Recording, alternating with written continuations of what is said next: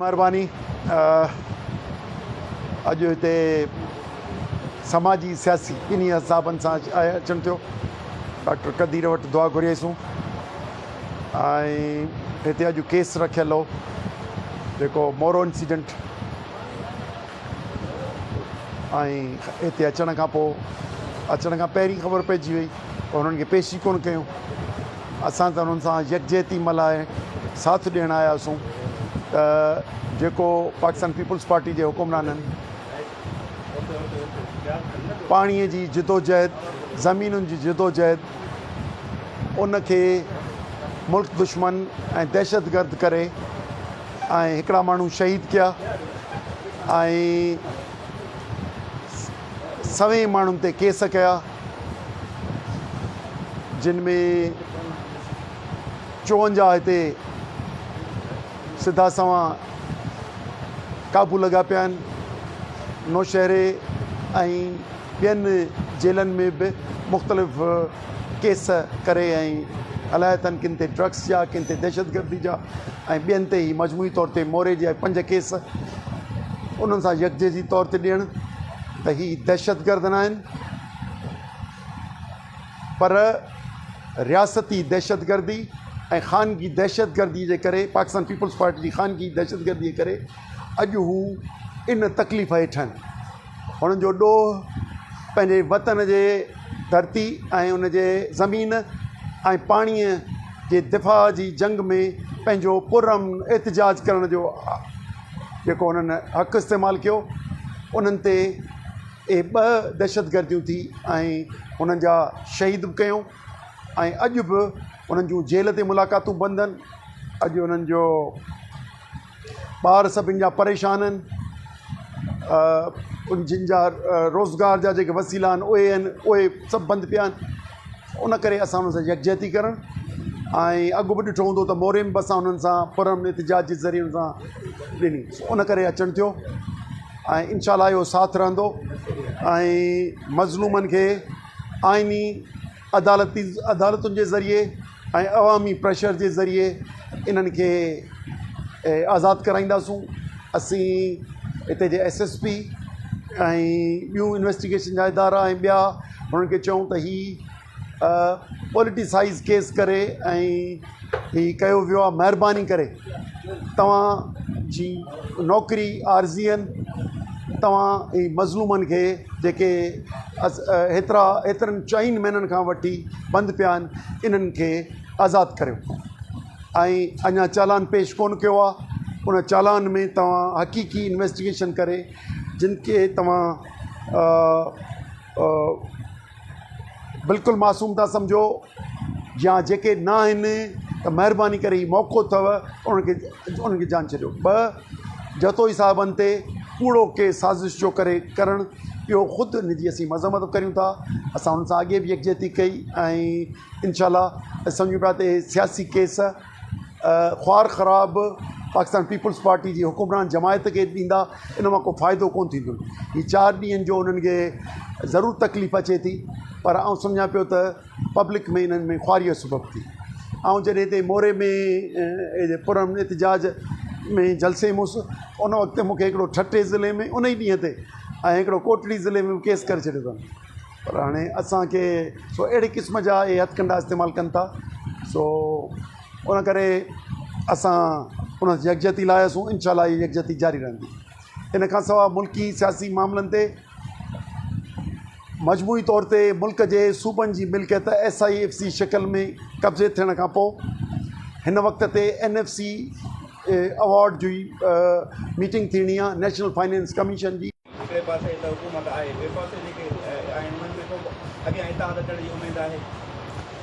ॾिसो इतिहाद ज़रूरतुनि ते ठहंदा आहिनि। जॾहिं सिंधू नदीअ जे पाणीअ जो सौदो प्रेसिडेंट हाउस ग़ैर आइनी तरह सां कयो त तव्हां ॾिठो त पहिरियों दफ़ो मुल्क में नहीं थी। न त क़ौमी इशूज़ ते हमेशह चवंदा हुआ नेशनलिस्ट के थियनि पाण गॾु थियनि पर असां ही हर जमायत जेके अपोज़िशन जूं हुयूं उहा पाकिस्तान तहरीक इंसाफ़ हुजे, उहा जमात इस्लामी हुजे, JUI हुजे, GTA हुजे, नालो वठो हर जमायतूं न सिर्फ़ु सियासी जमायतूं पर इनफरादी फ़र्द उहे बि निकिरी पिया, समाजी तंज़ीमूं निकिरी पियूं। त उन करे इहे इतिहाद ज़रूरतुनि तहत ते जुड़ंदा आहिनि। हिकु ॿ, मुल्क ते जेको कब्ज़ो आहे, जेको आइन मावराए आइन क़दम खॼनि पिया, जंहिंमें SIFC शिकिल में सॼी मिल्कियत हड़प कई वई आहे। हिकु इलेक्शन, जाली इलेक्शन कमीशन खे कब्ज़ो कयो वियो आहे ऐं हिकिड़नि खे सियासत करण थी ॾिनी वञे, हिकिड़नि खे टोटल पाबंदी आहे, ॿियनि खे छूट ॾिनी थी वञे, त नाजाइज़ नमूने था अचनि। इहो जेको नाजाइज़ कब्ज़ो आहे असांजी कंपनी सरकार जो, इन्हनि खे पंहिंजे हद में आणण लाइ असां TTAP जे प्लेटफॉर्म तां बि मुल्की लेवल ते अलाइंस उनखे इंशाल्लाह मुतहरिक कंदासूं त हर इदारो पंहिंजे हदुनि में कमु करे।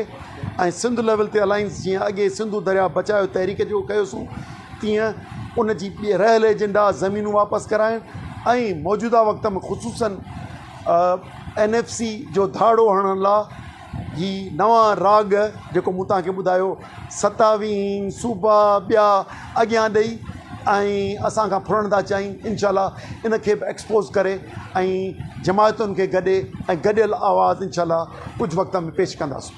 असेंबलियूं जेके कानून साज़ी कंदियूं आहिनि आवाम जे लाइ, उहे सिर्फ़ु रुॻो पंहिंजूं पघार वधाइनि पियूं, जजनि जूं पघार वधाइनि पियूं। उन में सूरत हाल में तव्हां कंदा सम्झो त आवाम खे कहिड़ो रिलीफ मिलंदो? चूंडियल नुमाइंदा काॾे पिया वञनि? सर, जाली इलेक्शन, गैर फ़ाल कोर्टूं, 6वीं तरमीम जेका बिलावल ज़रदारीअ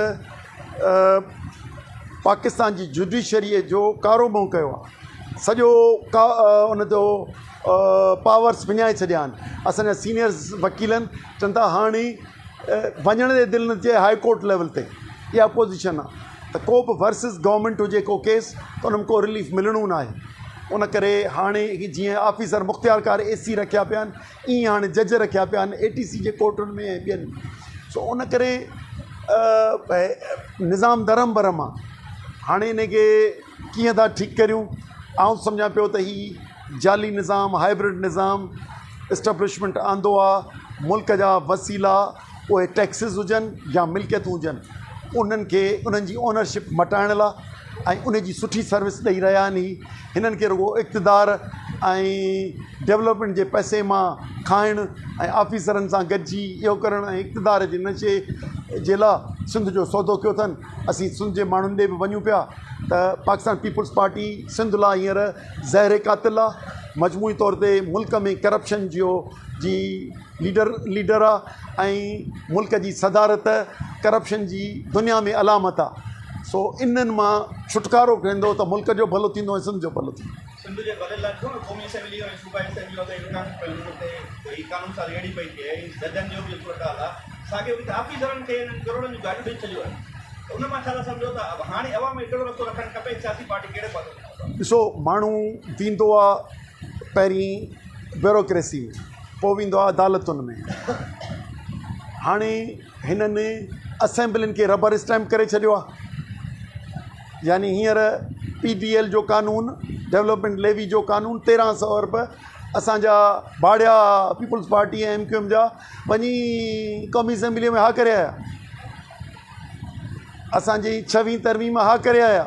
माना हे रबड़ स्टैम्प आहिनि, इन्हनि जी का बि अहमियत कोन्हे। हुननि खे चवनि था त आंदो तव्हांखे 47 पार में ठपनि जे ज़रिए असां आंदो आहे, तव्हां असेंबलियुनि में पपिट थी वियो हिकिड़ो ॻाल्हि। ऐं कोर्टूं गैर फाल थियूं। हाणे उन्हनि में गॾिजी कमाइनि पिया हो करप्ट कामोरा ऐं उन्हनि सां गॾिजी बैन अवी फंडिंग एजेंसियुनि जा पैसा बि खाया था वञनि। ऐं हितां जे डेवलपमेंट जंहिंमें कंहिं वक़्त में कमीशन जेतिरी बि हुई 10, 15, 20, हाणे उहा 60-70 ते वञी पहुती आहे। उन करे का जेकॾहिं डेवलपमेंट थिए थी आसपास तव्हांखे रोड नज़र ईंदा त 20 साल कोन हलंदा, 20 महीना कोन हलंदा। इहा ई हूंदी त करप्शन खुली आहे। पर हिते अफ़सोस इहो पियो थिए त गैर फ़ाल अदालतूं ऐं इस्टेब्लिशमेंट अखियूं पूरे वेठी आहे। असांखे तव्हां लिखी पिया ॾियो, ओतिरो वक़्तु तव्हांजो इक़्तिदार जारी आहे। सो उन जे हिते हलनि पिया। सिंध जे अवाम या पाकिस्तान जे ख़ुदि सूबनि में बि बलूचिस्तान में, ख़ैबर पख्तूनख्वा में मिनरल रिसोर्सिस ते गॾियल मौक़ुफ़ात, मादनी वसीला सूबाई सब्जेक्ट आहे। SIFC न फॿाए, ई ज़मीनूं ऐं पाणी इन ते नाजाइज़ी न थिए। ऐं सम्झां पियो त कुझु अहिड़ा कॉमन नुक़्ता आहिनि ऐं टियों त ही शफ़ाफ़ इलेक्शन निज़ाम अचे ऐं मौजूदा हाइब्रिड निज़ाम रहे।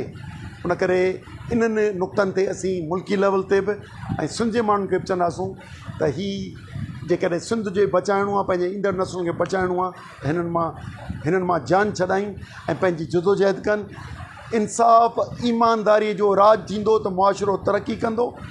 हिननि सभु इदारा करप्ट करण खां पोइ सिंध पब्लिक सर्विस कमीशन खे बि तबाह करे छॾियो आहे। हाणे सिंध जो ईंदड़ मेरिट ते मुस्तक़बिल इलेक्शन बि वई, अदालतूं बि वयूं, नौकरियूं बि मेरिट ते मिलणु, इहो ख़तमु थी वियो आहे। ऐं सम्झो इन खां वधीक सिंध जी तबाही ॿी कहिड़ी थींदी।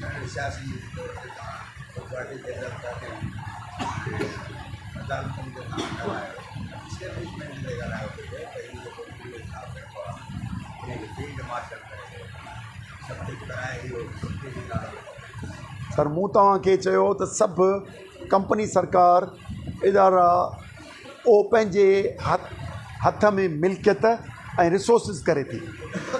फ़र्दु कुझु बि कोन्हे। फ़र्दु अॼु आहे 3 सालनि खां वेंदो हलियो। अॼु इहो आहे, कल्ह ॿियो हो, बाजवा हो, टियों ॾींहुं चोथों हो। इन्हनि जी अहमियत कान्हे। जॾहिं मिल्कियत जी असांजी जेका पंहिंजी मिल्कियत आहे, सरकारी मिल्कियत जंहिंखे चइबो आहे, असांजी ईंदड़ नस्ल मिल्कियत, उहा ई ओनरशिप थी तब्दील थी वञे त इहो सॼो जेको आंदल आहे सेटअप, सो सॼो हथरादू हाइब्रिड आंदल आहे। त उन करे इहे सभु इन ॾोह में बराबरि जा मुलविस आहिनि।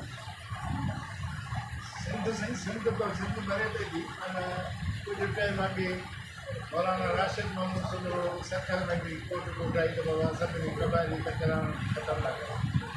उतां उन खां पोइ अचण जे बारे वरी उतां शुरूआति कई आहे जेका वरी 26 तारीख़ मौलाना फज़ल रहमान कराची में रखियो अथनि। उन में बि सियासी जमायतूं बि हुई। अच्छा ॿियो मौलाना साहिबु जॾहिं राशिद साहिबु हितां वियो त मोरे में हेॾो सारो हानियो जो किथे बि न वटि कोन वियो या कॾहिं अहिड़ी को मदद कोन हली। छा कराची में जेको मौलाना फज़ल रहमान साहिबु तकलीफ़ हुते तव्हांजी तस्वीरूं सभु शिरकत करियूं? ॾिसो इहो हुननि जो पार्टी इवेंट आहे। दावतूं हिक ॿिए खे ॾींदा आहियूं त हिक ॿिए खे शिरकत कंदा आहियूं। पर हुननि इहो सुठो क़दम खयों आहे। सारा जोगो आहे राशिद जो ऐं मौलाना हालेजवी जो, जंहिं सिंध में अमन अमान जे मामले खे खणी आया आहिनि ऐं उन ते हुकूमत जो फेल्यूअर, छो त इहो 6 सालनि खां नथे वेठी उनखे वेहण ते मजबूर करे ऐं वक़्ती तौर ते कैनालनि जी स्कीमुनि खे धिकियूं। उन करे इन में सभिनी जो कंट्रीब्यूशन आहे, रुॻो असांजो कंट्रीब्यूशन कोन्हे।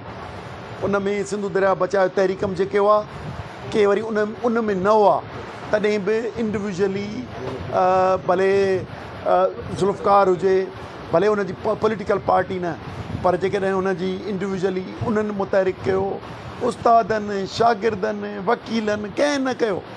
उन करे वक़्तु ज़रूरत पवण ते ऐं सम्झां पियो त वरी बि इहे गॾु थींदियूं। पर छो त पार्टी प्लेटफॉर्म तां हर को पंहिंजी एक्टिविटी करे थो। जमात इस्लामी बिजलीअ जे मसइले खे खणी आई, हिन ही अमन अमान जे मसइले खे खणी आई, के वरी ॿियनि मसइलनि खे खणनि। असीं सम्झूं पिया त पार्टी हर का आज़ादु आहे, पर जेको इज्तिमाही आहे उन में गॾु सर्कुलर रेलवे थी सघे थी, सिंध जे स्कूल ठीकु थी सघनि था, हितां जी सिहत खातो ठीकु थी सघे। पर छो त ही भाड़े ते आहिनि, ही करप्ट जाली इलेक्शन जे ज़रिए ऐं एहतसाब में रिआयत जे ज़रिए हुकुमरान थी आंदा विया आहिनि।